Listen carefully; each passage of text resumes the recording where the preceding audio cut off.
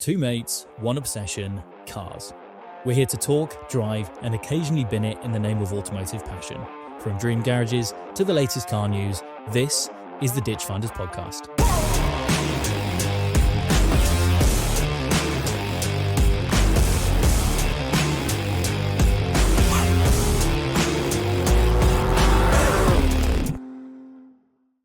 Are we set? Are we good to go? Do we know what we're doing?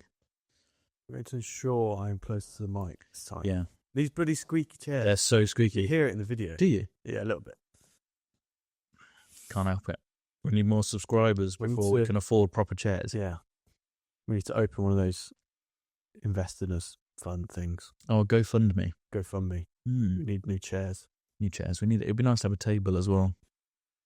So we can be a bit further apart. Yep. Right. What's the date today? 2nd of March. It feels... Do you know what's nice? We've come into March and it's sunny. It is. I'm bloody freezing still, but it is. It's not warm. Had the roof down this morning. Too On the right. way over.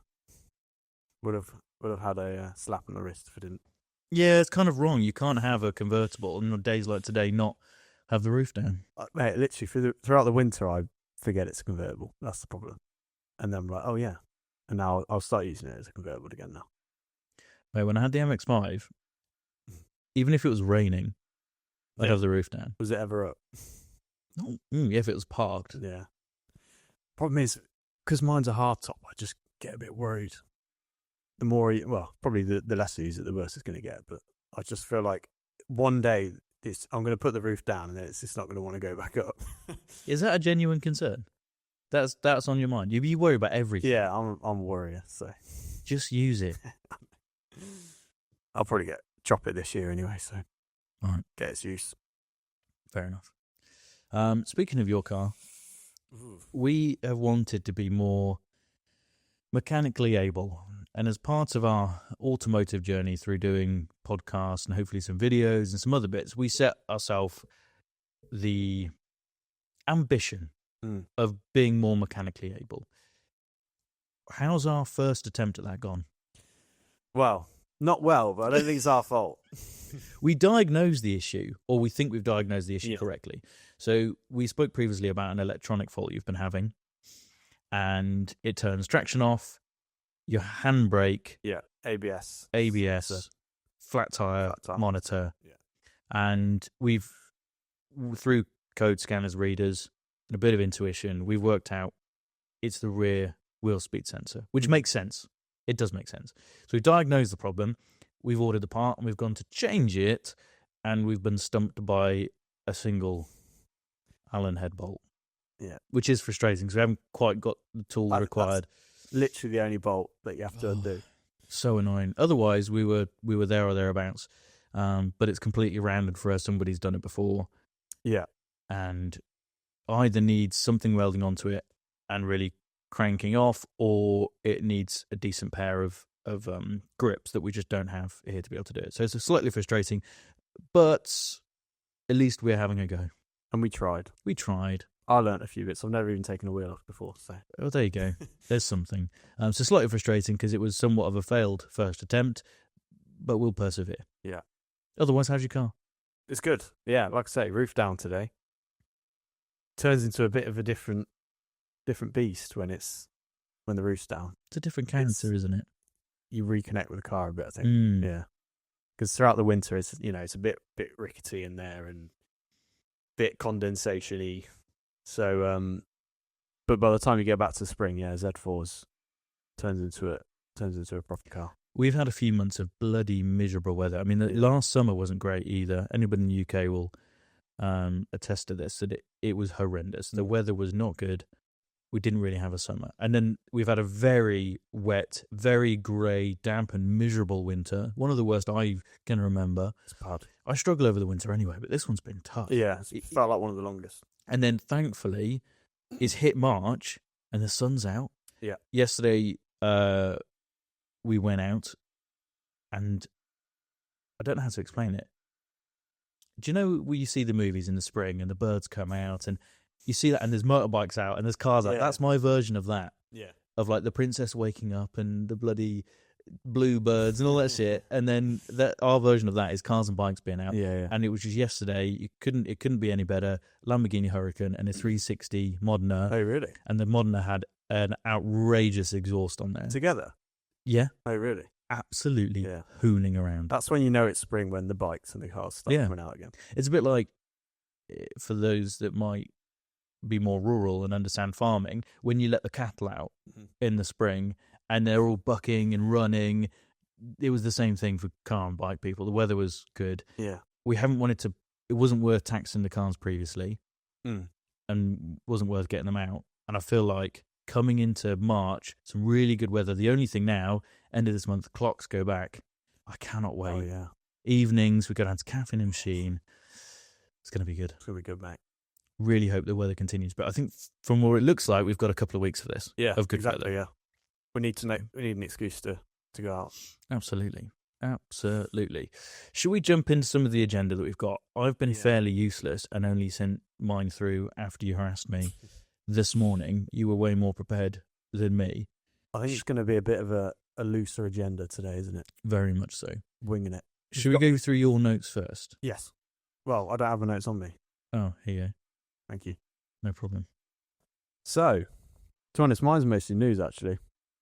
Go on. We'll fill with other crap. We can waffle. So, in terms of news, McLaren have launched a celebration edition of their Artura and 750S after their... I haven't actually seen these. No. Please describe. I'll try. I don't have the pictures on me, but we'll overlay them. So basically, they're celebration cars from their championship win in the F1 last year. So they're basically like numbered cars signed by Norris and Piastri. Really? With like a bespoke livery. It's quite cool. And obviously, if you're a big McLaren fan, it's quite cool. It would be quite cool to have one of those. I think there's like double digits each. Not many.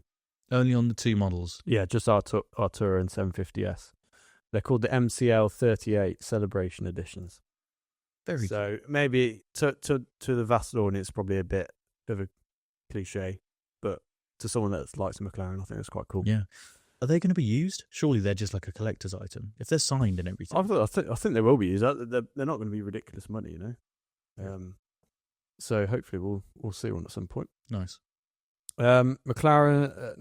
Mercedes-Benz, they put a press release out a week or so ago about the biggest tech launch they've unveiled ever, basically, is coming soon.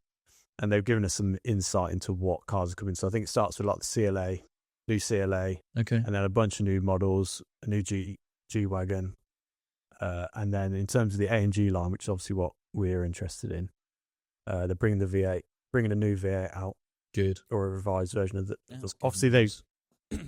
in the C63, they went to 4-pot. There's an inline 4. Is it twin-turbo inline 4? Something like that, yeah. It still would have been big power, but...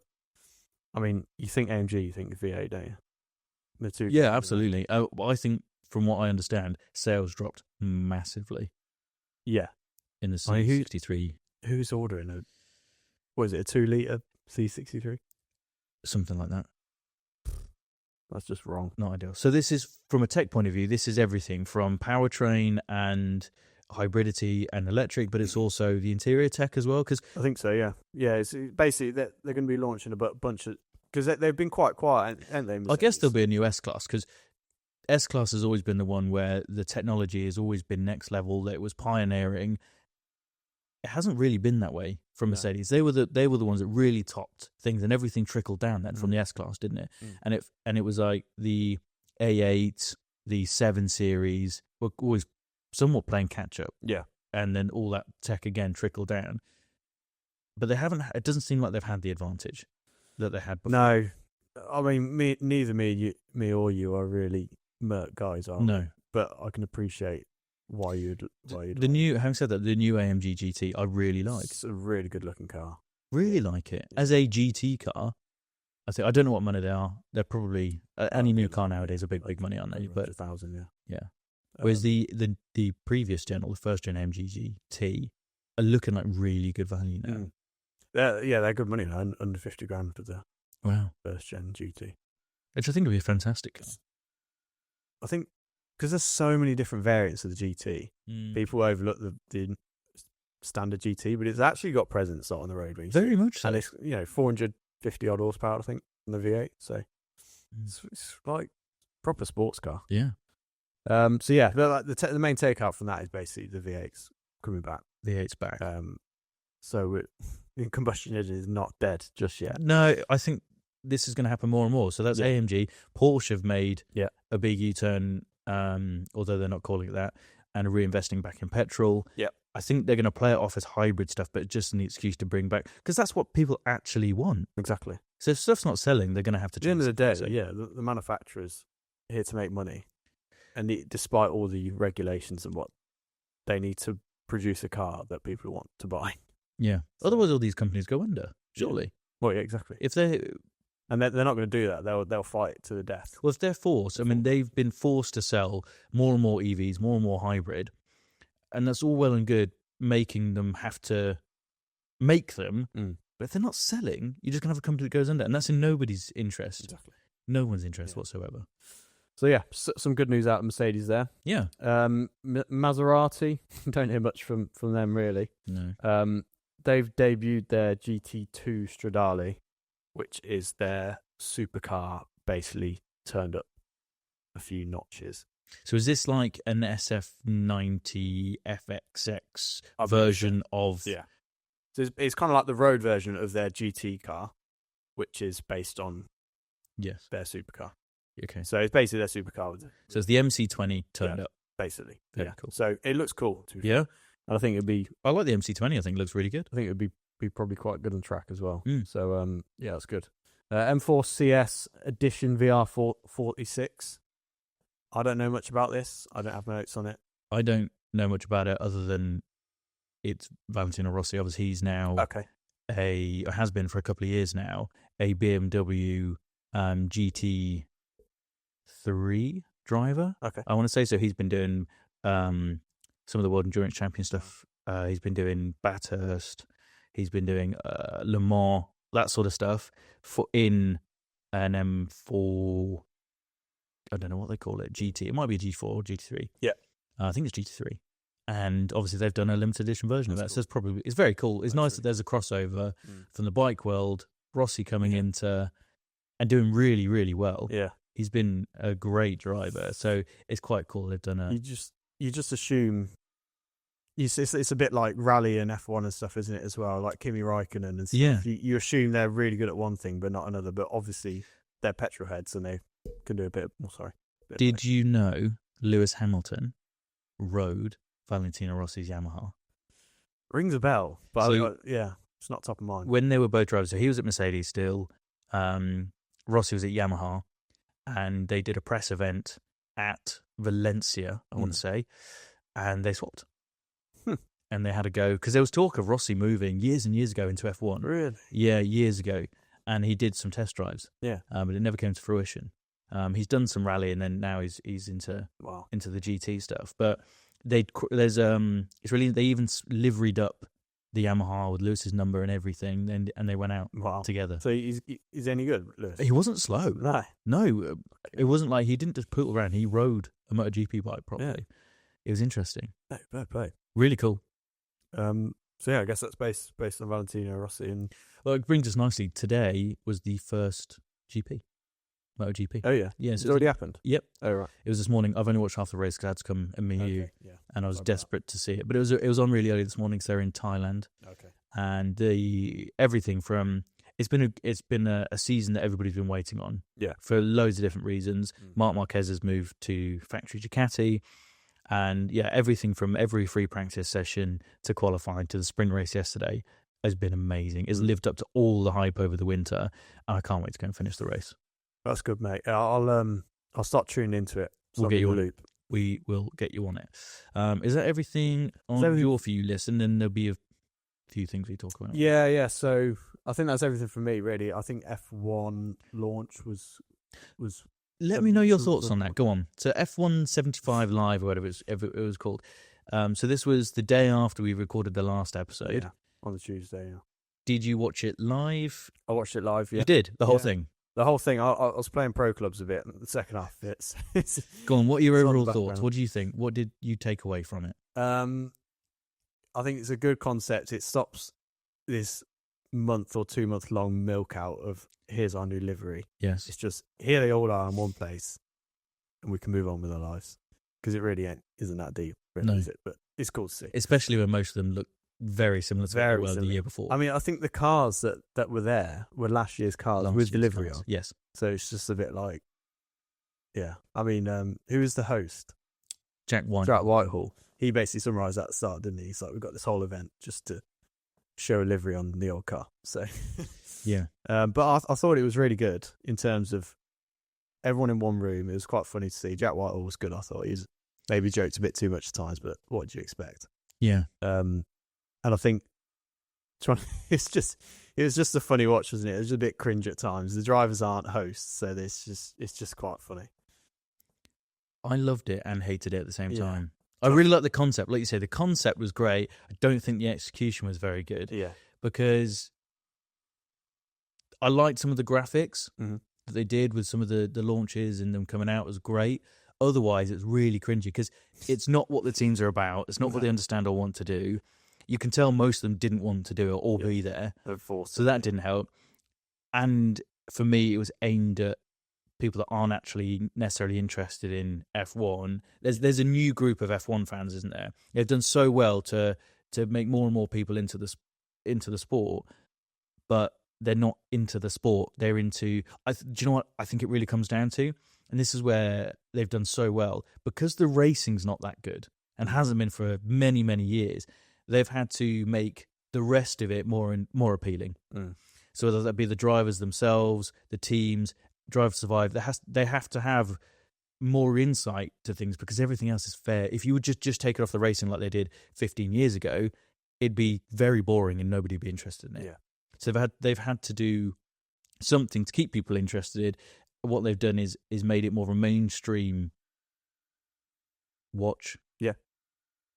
But as a result, people are interested for the wrong reasons. Yeah. I don't think it's the more people that watch it, the better. Absolutely. But it's just a slightly different take on it, whereas we're interested in the racing and the I think it's a bit like the Las Vegas and the Miami Grand Prix. Just, some of the showmanship was just super cringe and didn't suit and wasn't great.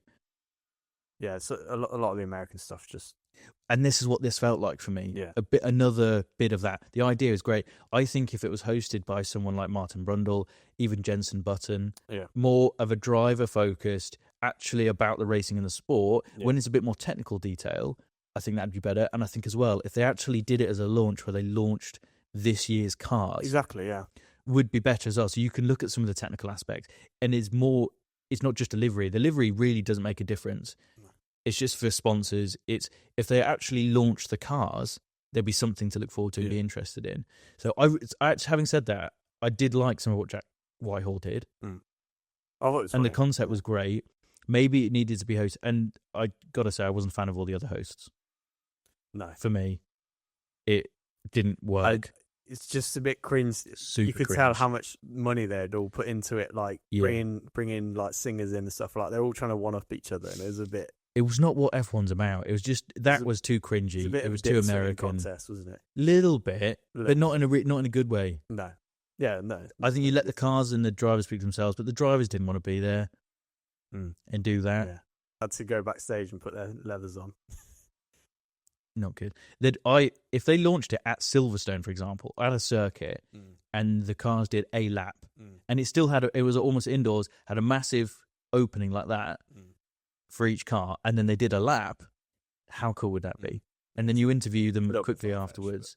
Something along those lines would be, for me, more in line with what the sport should be about, because it's getting more and more about the showmanship than it is actually about the racing. Yeah. It's natural, isn't it? If something becomes more mainstream and bigger audience, it heads that way, doesn't it? But I don't think it helps because the racing's not very good. They've had to go down this route. Yeah. So they're my thoughts on it. What do you think of the liveries then? What do you think of the Ferrari one with the white? I didn't mind it. I'm not that fussed about any of them because most of them are so similar. I think the V carb looks really nice. Yeah, the full white car. That's probably the best looking car on the grid. Otherwise, It's not that fussed. Not even that memorable. It's not really that important, is it, what they look like? Of course not, no. But, I mean, that's what the whole show's for, though, isn't it? It seems a lot for just what they look like. Yeah. Yeah, I thought the Ferrari with the white wasn't my... There was no substance for me. Yeah. It was a bit shallow. Mm. Yeah, you're right. F1’75 live, everyone. I want to talk, carrying on about F1. This is off the cuff. We haven't discussed this, and it's kind of when I jammed in there this morning. Predictions. Have you kept up with testing at all? I have. I haven't seen the results, but... Okay, so we've just done, is it 3 days testing at Bahrain? Yeah. And it rained one day. It did rain at Bahrain. Do you know who was the quickest overall? Who had the fastest lap over the 3 days? I would guess McLaren. Mercedes. Give me a driver. Oh, driver. None of those teams, by the way. Oh, really? Bloody hell. Leclerc? Nope. I'm not going to get it, am I? Is it one of the worst teams? Carlos Sainz in the Williams. Carlos Sainz. He put in the fastest lap. It's testing, so you can't take too much from it. Who do you think put the second fastest lap in? Norris. Hamilton. Oh, really? Yeah. Then Leclerc, then Russell, then Verstappen, then Albon, Antonelli, Piastri, Gasly, Stroll, Lawson, Doohan. Norris is fourth from the bottom. Fucking hell. So most people set their fastest laps on day 2, some on day 3. We can't take too much away from testing. It's testing at the end of the day. It's not qualifying. What was really interesting, though, is there was only 2 teams that went faster in testing this year than they qualified last year. Only 2?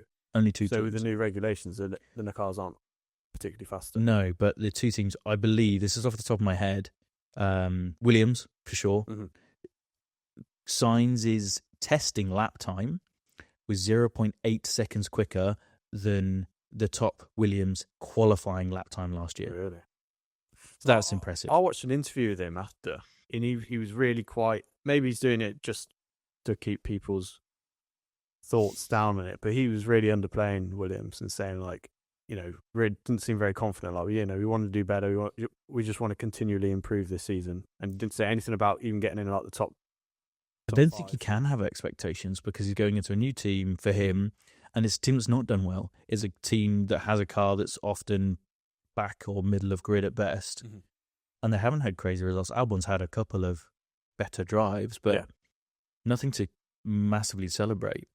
So it's an interesting one. The other interesting one was how many miles each team put in testing. Who do you think did the most miles? I wouldn't have a clue. Mercedes, 458 miles. Russell did 232 laps over the 3 days. It's a lot, isn't it? It's a lot of laps. The top driver to do the most amount of laps was Ocon. Right. He did 260 laps. And Red Bull did the least amount of laps at 304 laps. Yeah. I don't think Verstappen did a huge amount. No. I think it was more Lawson going out, which makes sense. Okay. So that kind of sums up testing. But yeah, it's really interesting. I think it was Williams and Alpine were the only ones that went quicker in this year's testing than last year's qualifying. Yeah. But that's not to say that the other teams actually tried. They were working on race setups and overall setups for the year. So they might not have chucked in a set of softs. They're not there to get the fastest lap. They're there to dial the car in up. Exactly. So it'll be all about race pace. It'll all be about getting the year, the car set up for the year. That's my notes for F1. Anything to talk about F1? I think we've spoken about F1 quite a bit over the last few episodes, haven't we? Yeah. The only other thing we'll quickly talk about is the rumours of the V10. A few people wanting that. This is a good shout. So this is something you sent me the other day, that there's a rumour that F1 could bring back the V10 engine. Could you imagine if they did? I'd want to go to every race. With synthetic fuels and... Yeah, I mean, we've only ever heard about people saying the good old days, the glory days of F1 and V12s and V10 engines and the noise of them. We've never been able to experience that. Actually, I do remember a little bit from when I was a kid. Really? Yeah, when we were 5 or 6, they still had the V10s. Was it 05, 06 was the last year? I think it might have been 05, 06. Because that's why the 60 M5s are V10. Because it was a Williams BMW V10. Yeah.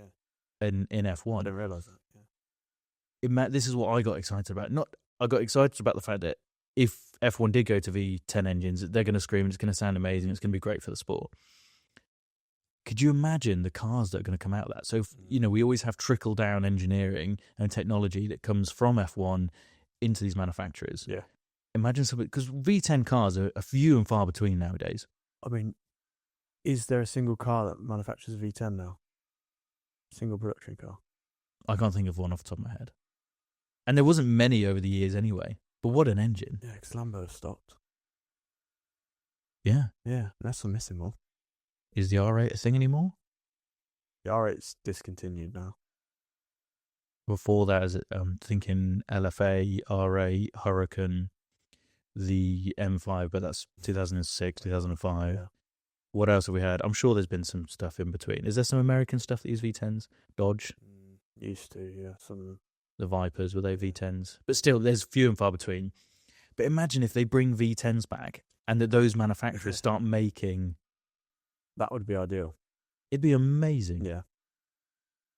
That'd be the ultimate. But I'd just be so excited to have that back in F1. Because the V6 is just... I mean, they don't sound bad by car standards. No. But for F1... You still hear them going round, and it's still exciting because it's a lot of noise, and it's not a bad noise, like you say. But when you compare to the V10 and the V12, that could be amazing. Yeah, that'd be nice. That'd be really, really cool. This one's going to be slightly off the cuff. Okay. When we did the first episode, we talked about things that we might want to achieve in the car world, be it through the podcast, YouTube or not. There's certain bucket list items that we want to achieve in our lifetime. I want to dive into that a little bit deeper. Mm-hmm. So I want you to come up with maybe your top 3 things that you'd like to achieve that's somewhat ambitious but still realistic. Yep. If you could do anything in cars within reason, what would you like to do? Mm-hmm.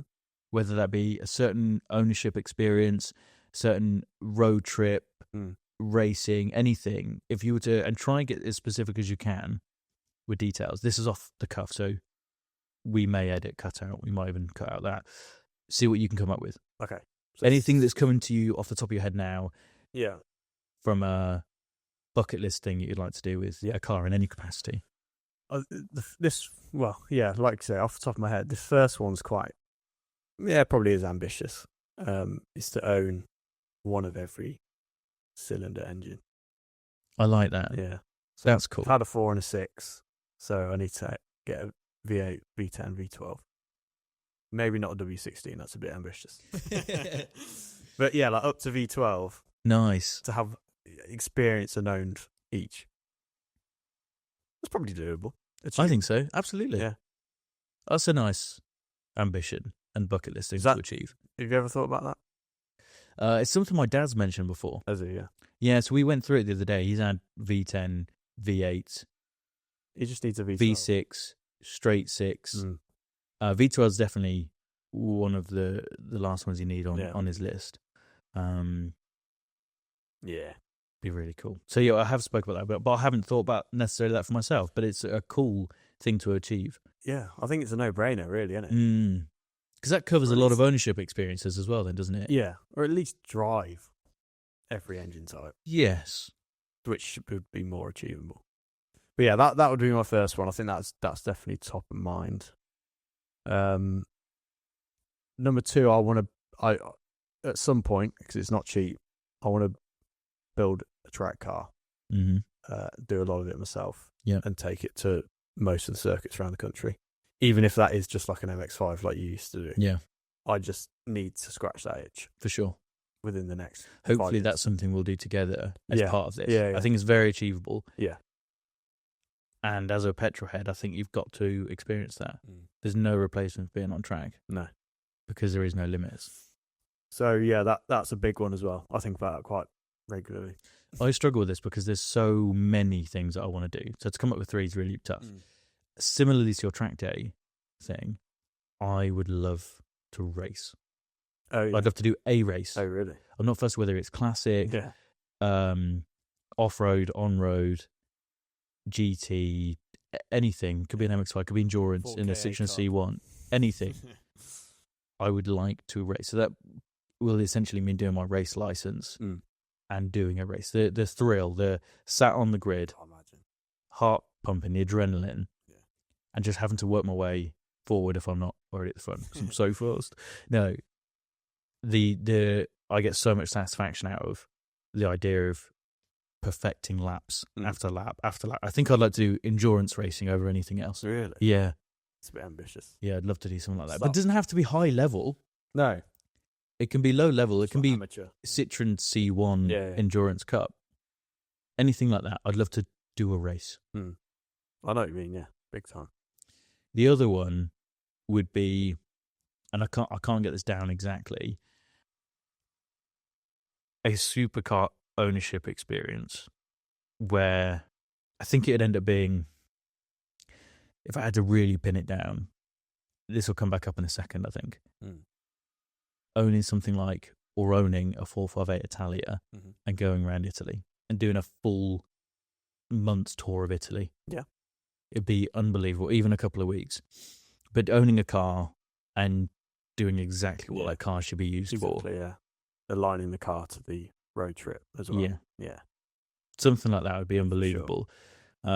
And if I think about ownership, it's a case of, if there's three brands for me, it's BMW, Porsche and Ferrari. They're the three brands that I'm most obsessed with. Yeah. So I'd love to own an M car. Have to own an M car. That's absolutely. That's got to be on the bucket list. I mean, maybe not top three, but it's definitely up there. Realistically, if we're looking historically, the first one on both our lists should be owning an E46 M3. It should be. That's 100% on the bucket list. Yeah. And it's achievable. Yeah, it is. It is achievable. Probably sooner rather than later. For me, another one is owning a Porsche GT product. Yeah, same. Or, so again, with the racing thing, maybe racing, or would be to do a track day in a Porsche GT product. That would be unbelievable. Yeah. Mate, I'd say own eventually. Even if it's, Cayman GT4 or something. Speaking of which, I'm on this semi car hunt for later this year. The M2, OG M2 was the main one, but it's really annoying because you've got a Cayman, but I've been looking at Caymans and Cayman S's now. The 981? 981, yeah. But I feel like it's just too similar to your car. No, mate. Can't you sell yours, get an E46 M3 and I'll get a Cayman S? Go for it. Yeah. If it's in budget. Are you window shopping at the moment? Yeah. What else have you looked at? Oh, mate, I was losing my head at work. I shouldn't say that. Did a bit of car shopping at work once. And I was looking at Lotus Evoras. Evoras? What made you get down that rabbit hole? Because I just feel like I just want to do something, just go crazy with the next car.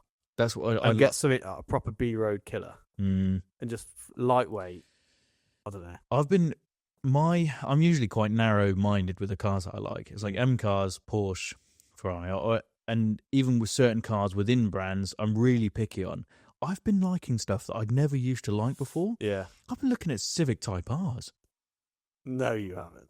Not to buy, but I just like them. Yeah. I remember sending you an EP3 and you were like, absolutely not a shitbox.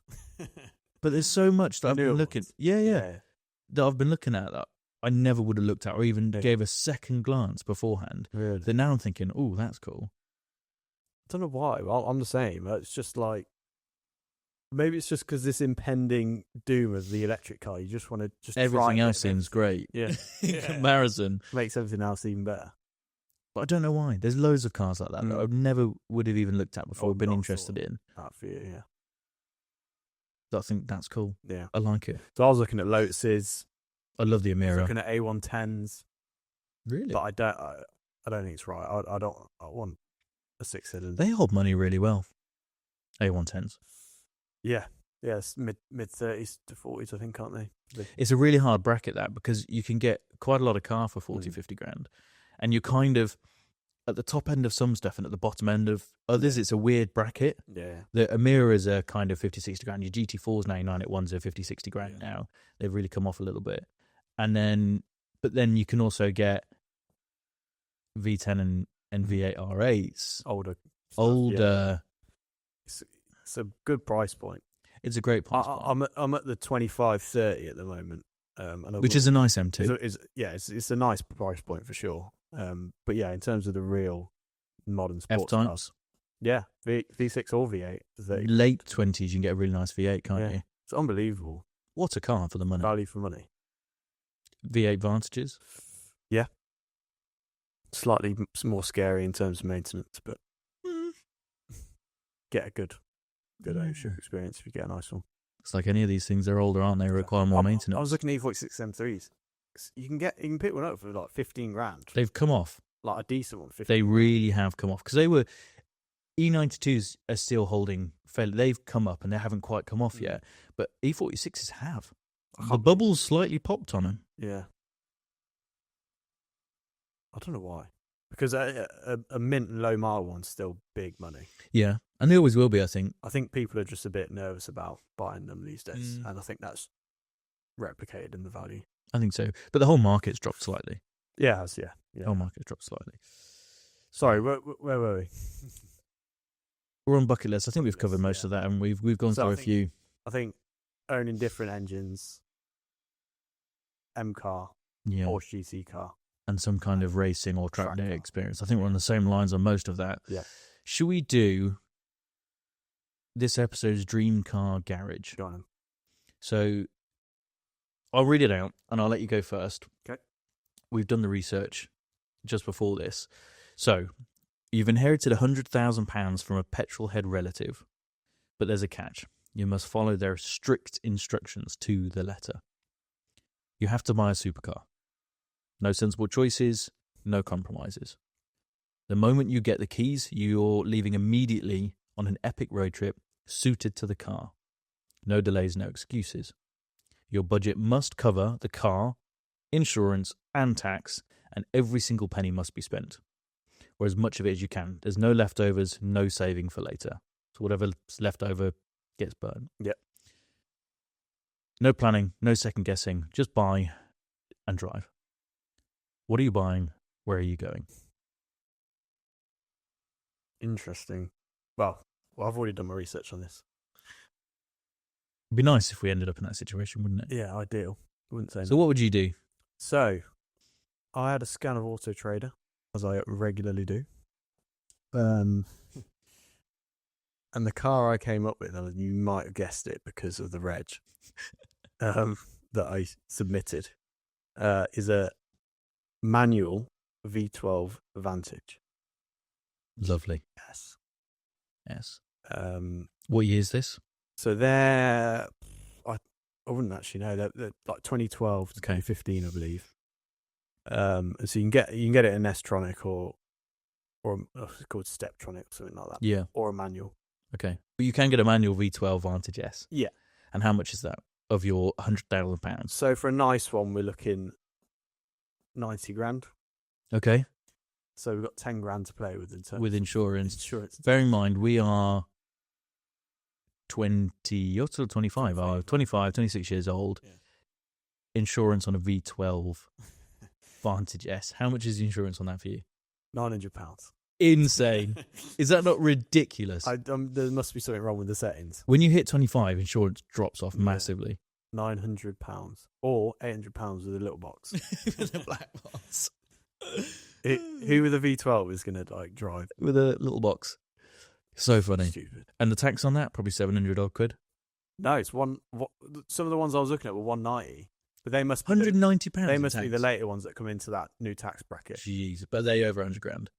Yeah, I believe so. Yeah. Okay, so it's probably. I couldn't believe that myself. That's ridiculous. Yeah. So I assume the older ones, which fall into the older tax bracket, are 700 quid. Yeah.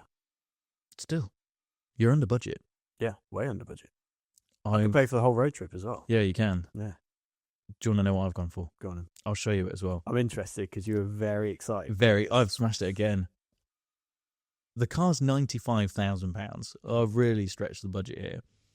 It's the only one in the country under 100 grand. I want to guess. It has got 78,000 miles. So it's a supercar with 78,000 miles. Tom. 78,000. Yeah, but it just means it's been used. It means it works. Right. I can't believe this is this money, but it's because of the mileage. The insurance on it is £1,400 and the tax is £735. Okay. So that's like 97, 98 grand of my budget. £97,000. What is it?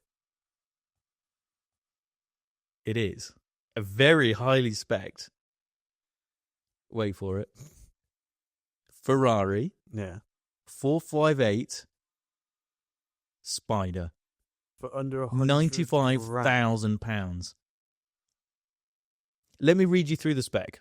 Holy shit. It has got dog dick leather, so ignore that. Okay. And probably bleep that. But it's got, so it's a Spider to begin with. Yeah. Which is going to be lovely. Mega, yeah. Full Rosso red heated leather interior. Not what I'd spec, but still. Mm-hmm. It's got the horse stitched onto the headrest, sat-nav, reverse camera, front and rear parking sensors, red brake calipers, 20-inch Ford painted alloy wheels, carbon fibre driver zone, which is an important one. Nice. LEDs, carbon fibre central bridge, cruise control, front suspension lift, sports exhaust, Scuderia Ferrari wing shields, yellow rev counter, full electric seats, full electric seats, JBL high power hi-fi system, Bluetooth. I think I've said come with Bluetooth as standard. Yeah, in a Ferrari. Yeah, mate. There's only 2 owners. Soon to be a third. Yeah, could you imagine? Oh, £95,000, 458 Spider. The thing is, though, I can't believe I'm going to say this. Unless I'm on the French Riviera in Italy, if I was on a B road in the UK, I would actually pick the Aston for that one drive. Is that weird? All right, let's do this. So as part of this challenge, we've got to come up with where we're taking these cars. Straight away, you get the keys. Yeah. You've got to go on this road trip. Where are you taking your car? I've got 2. First one is up to the North Coast 500. I knew you were going to say Scotland. Because it's an Aston Martin. Get the picture with that James Bond background. Got to go to Skyfall. Yeah. I just think that would be sick. Be very cool. It just fits the car, I think. Mm-hmm.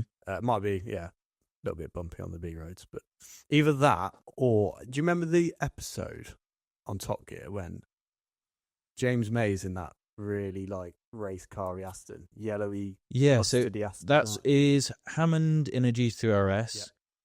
He's in a Vantage GT style car, stripped out, and his Clarkson in a Lambo.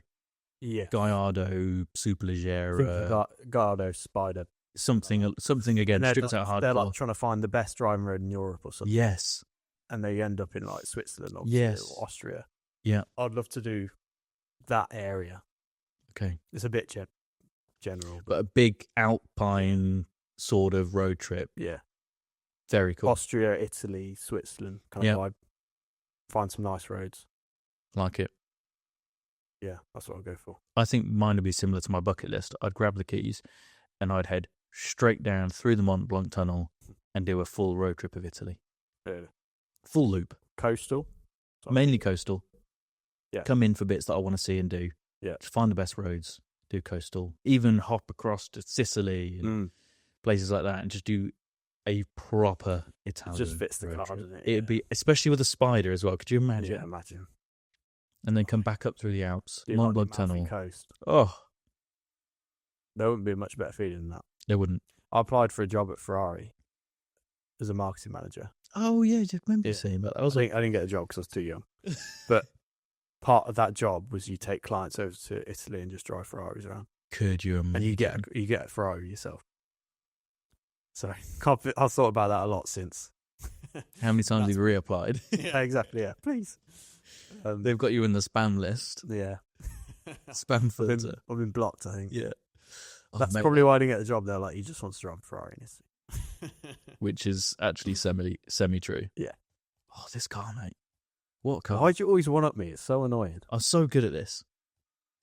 I'm good at the Dream Car Garage. Are we going to call it for this week's episode? We've got a roast dinner with our couples. We have. There's a few of us are going to go.